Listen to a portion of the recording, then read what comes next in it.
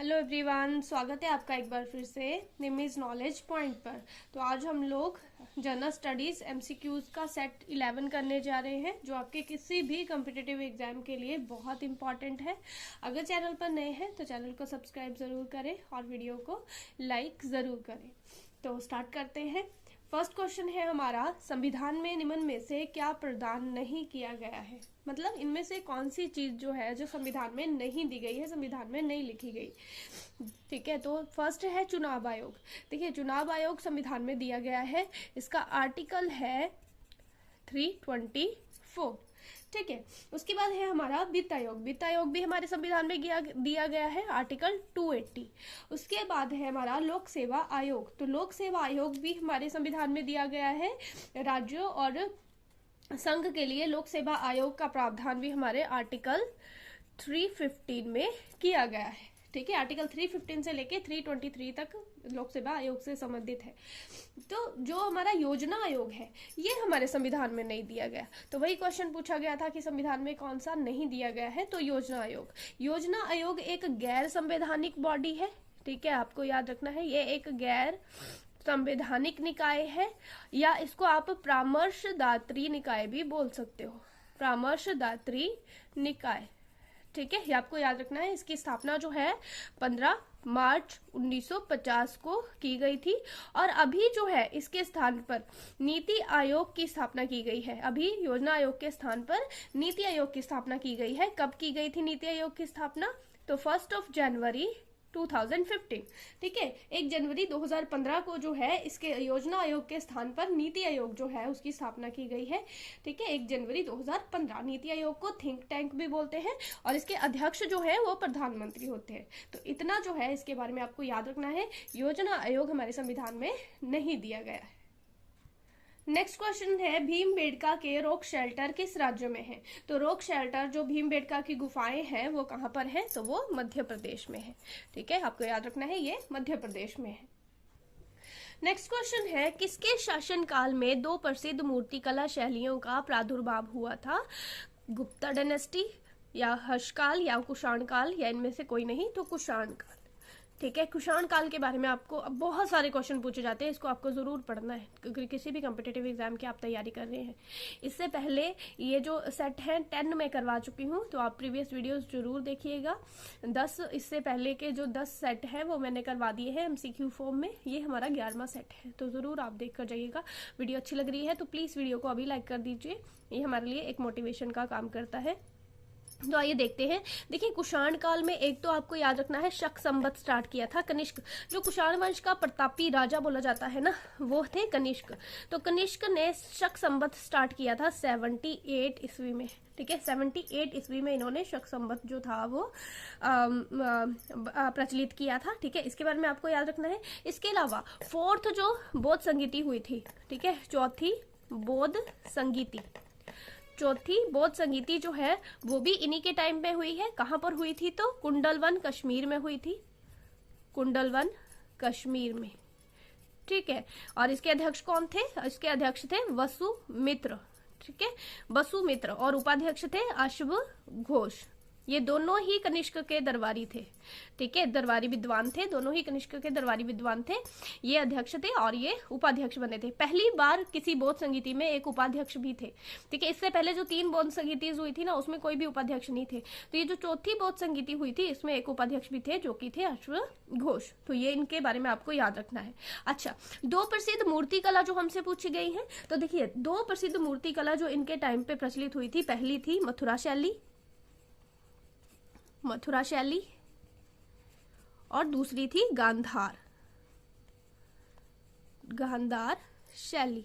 ठीक है, दोनों ही आपको याद रखनी है। इनके टाइम में 2 मूर्ति कला शैलियां जो थी वो प्रसिद्ध हुई थी, मथुरा शैली और गांधार शैली। गांधार शैली जो है वो गहरे नीले कलर का पत्थर उसमें यूज होता था। ठीक है, और जो मथुरा शैली थी उसमें लाल पत्थर का उपयोग होता था। ठीक है, मथुरा शैली में लाल पत्थर का इस्तेमाल होता था, जबकि गांधार शैली में गहरे नीले व काले पत्थर का इस्तेमाल होता था। ठीक है। कहीं कहीं पे आपको ग्रे भी लिखा हुआ मिलेगा, ठीक है। तो अगर गहरे नीले या काले पत्थर ना लिखकर ग्रे दिया हो तो ग्रे भी आप सही कर सकते हो, ठीक है। ग्रे भी इसका आंसर हो सकता है।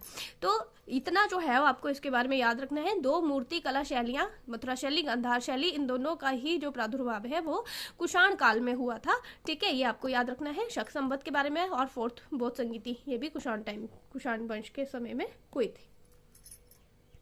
नेक्स्ट क्वेश्चन है, रेनमिनवी किस देश की मुद्रा है? तो रेनमिनवी जो है ये चाइना की मुद्रा है, ठीक है। ये चाइना की मुद्रा है, ये भी आपको याद रखना है। नेपाल की मुद्रा पूछी जाएगी तो नेपाली रुपया, ठीक है। चाइना की आपको बता दी, चाइना की दो है, एक युआन है और एक रेनमिनवी, ठीक है। उसके बाद म्यांमार, म्यांमार की मुद्रा का नाम है कयात, और एक है भूटान, तो भूटान की मुद्रा का नाम है नगुल्ट्रम, न्युगुल्ट्रम, ठीक है। नगुल्ट्रम भी लिखा होता है या नगुल्ट्रम भी लिखा होता है, ठीक है, जैसे भी आपको लिखे। तो ये जो है ये भी आपको याद रखनी है। आपने मुझे बताना है म्यांमार जो है इसकी कैपिटल कहाँ पर है, ठीक है। जल्दी से आपको कमेंट बॉक्स में टाइप करके बताना है म्यांमार की कैपिटल कहाँ पर है। नेक्स्ट है, राजमहल पहाड़ी किस राज्य में है? राजमहल पहाड़ी, हम लोगों ने पूर्वोत्तर भारत की पहाड़ियां भी पढ़ी थी ना, वहां पे मैंने आपको एक राजमहल पहाड़ी के बारे में भी थोड़ा सा बताया था। राजमहल पहाड़ी हमारी पड़ती है झारखंड में, ठीक है। राजमहल पहाड़ी हमारी पड़ती है झारखंड में, ठीक है। इसके अलावा सारी पूर्वोत्तर भारत वाली पहाड़ियां जो 7 सिस्टर्स है हमारी, वो भी मैंने आपको पढ़ा दी है, ठीक है। पश्चिम बंगाल में भी मैंने आपको बताया था टाइगर हिल्स, टाइगर हिल्स अगर पूछा जाएगा तो ये पश्चिम बंगाल में है, ठीक है। मिजोरम में हमने पढ़ी थी लुछाई पहाड़ियां, लुछाई पहाड़ियां, ठीक है। और इसके अलावा हमने मेघालय में पढ़ी थी गारो, खासी, जयंतिया, ठीक है। गारो, खासी, जयंतिया जो है वो हमने पढ़ी थी मेघालय में, तो ये भी आपको याद रखना है। नेक्स्ट है, निम्न में से कौन सी काल्पनिक रेखा समान स्तर के वर्षा वाले क्षेत्रों को जोड़ती है? ठीक है, तो ये जो इमेजिनरी लाइंस दे रखी हैं इनमें समान वर्षा वाले स्थानों को कौन सी रेखा जोड़ती है? तो समान वर्षा वाले स्थानों को जोड़ती है आइसोहाइट्स, आइसोहाइट्स, ठीक है। ये भी आपको याद रखनी है। आइसोबार जो है वो समान वायुमंडलीय दाब वाले क्षेत्रों को जोड़ती है, ठीक है। समान वायुमंडलीय दाब वाले क्षेत्रों को जोड़ती है। आइसोहेलाइन जो है ये समान लवणता, समान महासागरीय लवणता भी बोल सकते हो आप, ठीक है, समान लवणता वाले स्थानों को जोड़ती है, ठीक है। और जो आइसोबाथ है ये समान महासागरीय गहराई, ठीक है, समान महासागरीय गहराई वाले क्षेत्रों को जोड़ती है, ठीक है। तो ये आपको सारे याद रखने हैं। आइसोहाइट समान वर्षा वाले स्थानों को जोड़ती है, आइसोबार समान वायुमंडलीय दाब वाले क्षेत्रों को जोड़ती है, आइसोहेलाइन समान लवणता वाले क्षेत्रों को या समान महासागरीय लवणता वाले क्षेत्रों को जोड़ती है, और आइसोबाथ समान गहराई वाले या महासागरीय गहराई वाले क्षेत्रों को जोड़ती है, ठीक है। तो ये भी आपको याद रखना है। नेक्स्ट क्वेश्चन है, राष्ट्रगान के गायन का समय लगभग कितना है? तो ये तो हमें सभी को पता है, राष्ट्रगान गाने में कितना समय लगता है? 52 सेकेंड, 52 सेकेंड। नेक्स्ट है, संविधान सभा ने जनगणमन को कब अपनाया था? तो जनगणमन को संविधान सभा ने कब अपनाया था? 24 जनवरी 1950 को, 24 जनवरी 1950 को। राष्ट्रगान को भी, जनगणमन हमारा राष्ट्रगान और राष्ट्रीय गीत, ठीक है, दोनों को ही, राष्ट्रगान और राष्ट्रगीत, इन दोनों को ही 24 जनवरी 1950 को जो है वो अपनाया गया था, ठीक है। तो ये आपको याद रखना है, 24 जनवरी 1950। नेक्स्ट है, द्राक्षा कृषि विटी कल्चर का अर्थ है। देखिए इससे संबंधित काफी क्वेश्चंस हमने पहले भी डिस्कस करे हैं, ठीक है। द्राक्षा कृषि विटी कल्चर का मतलब क्या होता है? तो मत्स्य पालन हमने करा था, मत्स्य पालन को हम क्या बोलते हैं? पिस्सी कल्चर, मत्स्य पालन को हम बोलते हैं पिस्सी कल्चर, ठीक है। उसके बाद है रेशम कीट पालन, तो रेशम कीट पालन को हम क्या बोलते हैं? सेरीकल्चर,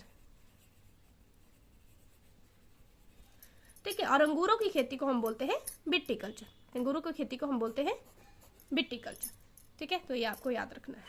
नेक्स्ट है, भारत जवाहर बंदरगाह का विकास किस देश में कर रहा है? तो जवाहर बंदरगाह का विकास जो है वो भारत कर रहा है ईरान में, ठीक है। भारत ईरान में जवाहर बंदरगाह का विकास कर रहा है, और चाइना जो है वो गवादर बंदरगाह है पाकिस्तान में, ठीक है। गवादर पोर्ट कहाँ पे? पाकिस्तान में। तो इसका विकास कौन कर रहा है? इसका विकास कर रहा है चीन, तो ये भी आपको याद रखना है। ठीक है। और ये एकमात्र ईरान का समुद्री पोर्ट है चाबाहर, ठीक है। ये भी आपको याद रखना है, ओमान की खाड़ी में। तो ये थे आज के क्वेश्चंस। अगर आपको वीडियो अच्छी लगी है प्लीज वीडियो को लाइक करें, चैनल को सब्सक्राइब करें और अपने फ्रेंड्स के साथ शेयर करें। Thank you.